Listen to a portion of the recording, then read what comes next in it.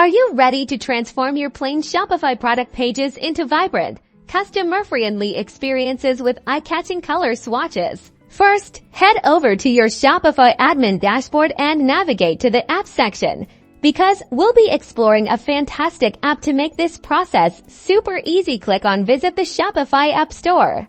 Now, search for product color swatches. You'll find several options, but for this tutorial, let's go with Swatches by Orbic, of course. Feel free to explore others and choose the one that best fits your needs. Click on Install.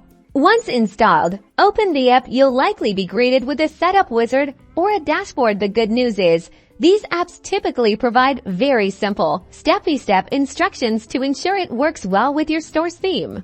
Usually, you'll need to connect the app to your Shopify theme. Follow the directions provided by this app to enable it for your theme. This typically involves selecting which product options you want to represent as color swatches.